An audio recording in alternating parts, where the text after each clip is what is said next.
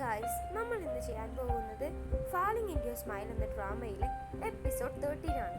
ഈ എപ്പിസോഡിന്റെ സ്റ്റാർട്ടിങ്ങിൽ ടോങ് നേരെ എണീച്ച് നോക്കുന്നതും അവൾ നല്ല മാരേജിനൊക്കെ ഉള്ള ഡ്രസ്സെല്ലാം അണിഞ്ഞിരിക്കുന്നതെല്ലാം കാണിച്ചുകൊണ്ടാണ്. അങ്ങനെ ഒന്നും മനസ്സിലാകാതെ അവൾ നേരെ ഡോറെല്ലാം പോയി തുറന്നു നോക്കുമ്പോഴാണ് അവളുടെ മാരേജ് കാണിക്കുന്നത്.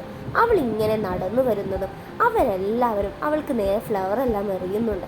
അതേസമയം അവളുടെ ചെറുക്കൻ ആരാണെന്ന് നോക്കിയാൽ ചെങ്ങായിരുന്നു. ഇതെല്ലാം കാണുന്ന അവൾക്കാണെങ്കിൽ ഒരുപാട് അത്ഭുതം തോന്നുന്നുണ്ട്.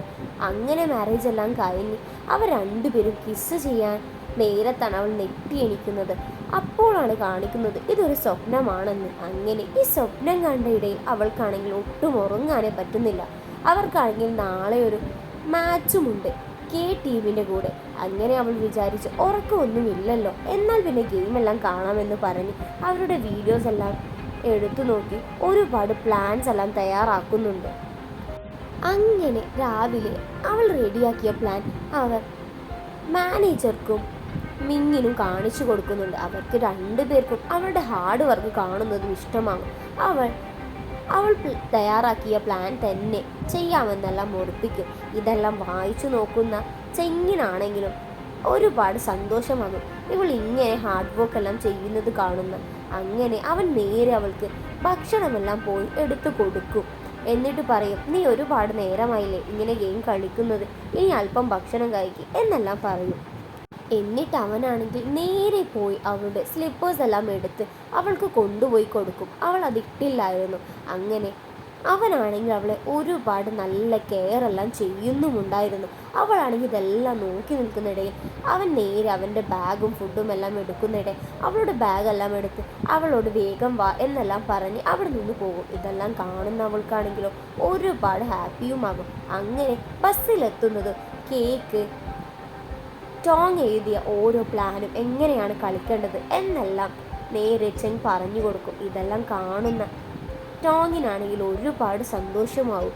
അങ്ങനെ T20 ഗെയിമെല്ലാം ആയത് കാരണം അവർ നേരെ മത്സരിക്കുന്നത് കെ ടീമിൻ്റെ എതിരെയായിരുന്നു. കെ ടീം എന്ന് പറഞ്ഞു അതിൽ മുഴുവനായിട്ടും ചെറിയ ഇവരെക്കാട്ടി പ്രായം കുറഞ്ഞ ചെക്കുമാരായിരുന്നു. അങ്ങനെ അവരുടെ ഗെയിമെല്ലാം പഠിച്ചു വന്ന അവർക്കാണെങ്കിൽ ജഡ്ജി ഡിക്സിന് ഒറ്റയടിക്ക് കെ ടീമിനെ തോൽപ്പിക്കാനാകും. അങ്ങനെ ആ ടീമിൽ മികച്ച പെർഫോമൻസ് കാഴ്ചവെച്ച ചെങ്ങിനെ വിളിക്കുന്നതും ചെങ് പറയും, ഞാനല്ല ഈ ടീമിൽ മികച്ച പെർഫോമൻസ് കാഴ്ചവെച്ചത്, ടോങ് കാരണമാണ് ഇന്ന് ഞങ്ങൾ ജയിച്ചത് എന്നുള്ള എല്ലാ കാര്യങ്ങളും മീഡിയയോട് ചെങ് തുറന്നു പറയും. അതേസമയം ടോങ് പോയി നോക്കുന്നതും അതേ ടീമിലുള്ള ലീഡർ അവിടെ ഇരുന്ന് കരയുന്നത് കാണും. അങ്ങനെ അവൾ നേരെ പോയി അവനെ ആശ്വസിപ്പിക്കും.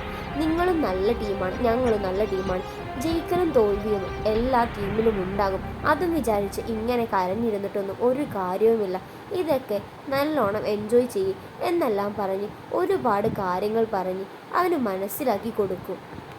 എന്നിട്ട് അവനെ കൂടെ അവിടെ നിന്ന് പുറത്തിറങ്ങുമ്പോഴായിരുന്നു അതേ സമയം ചെങ് അവിടെ നിൽക്കുന്നത് കാണുന്നത്. ചെങ്ങാണെങ്കിൽ അവളെ നേരെ അവിടെ നിന്ന് നേരെ ബസ്സിലേക്ക് കൂട്ടി കൊണ്ടുപോകും.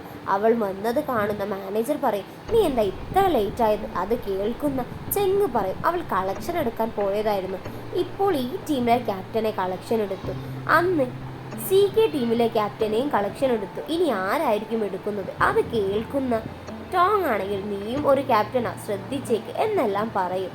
അതേസമയം അവളാണെങ്കിൽ നേരെ ചെങ്ങിൻ്റെ അടുത്ത് വന്ന്, ഞാൻ അന്ന് കളിയിൽ അവൻ്റെ കൂടെ തോറ്റില്ലായിരുന്നു, അവൻ്റെ കൂടെ തന്നെ എനിക്ക് കളിക്കണം, നീ അവനോട് മാച്ചിന് വിളിക്കുക എന്നെല്ലാം പറയും. ഇതെല്ലാം കേൾക്കുന്ന മിങ്ങാണെങ്കിലോ അവനെ പൊട്ടിക്കാനായി ആർക്കും കഴിയില്ല, അവൻ ഒരുപാട് പാടാണ്, അതൊന്നും നീ ചെയ്യണ്ട എന്നെല്ലാം പറഞ്ഞ് അവളെ ഒരുപാട് വേണ്ട എന്നെല്ലാം പറയുമെങ്കിലും അതേസമയം ചെങ്ങാണെങ്കിൽ നേരെ അവനെ ഗെയിമിനെല്ലാം വിളിക്കും. എന്നിട്ട് നാളെ ഉച്ചയ്ക്ക് 2 മണിക്കാ ഗെയിം എന്നെല്ലാം പറയും. ഇതെല്ലാം കേൾക്കുന്ന മാനേജറാണെങ്കിൽ നെട്ടിക്കൊണ്ട്, നീ എന്തിനാ അവനെ വിളിച്ചത് എന്നെല്ലാം ചോദിക്കും. ഇത് കേട്ട ചെങ്ങാണെങ്കിൽ, ഞാൻ അവനെ ഗെയിമിൽ വിളിച്ചില്ലെങ്കിലും അവൾ എങ്ങനെയും ഗെയിമിന് അവനെ വിളിക്കും, എന്നാൽ പിന്നെ ഞാൻ ചെയ്തു കൊടുക്കുന്നതല്ലേ നല്ലത് എന്നെല്ലാം പറയും. ഇതെല്ലാം കേട്ട് നെട്ടിക്കൊണ്ട് ടോങ് പറയും, നാളെ എന്ന് പറഞ്ഞ ഡേറ്റ് വളരെ അടുത്തുപോയി, കുറച്ച് നീളമായിരുന്നു, എന്നാലും ഞാൻ ഇപ്പം തന്നെ പഠിക്കട്ടെ എന്നെല്ലാം പറഞ്ഞ് അവിടെ നിന്ന് പോകും. ഇതെല്ലാം കാണിച്ചുകൊണ്ടാണ് ഫാളിംഗ് ഇൻ യുവർ സ്മൈൽ എന്ന ഡ്രാമയിലെ എപ്പിസോഡ് 13 ഇവിടെ അവസാനിക്കുന്നത്.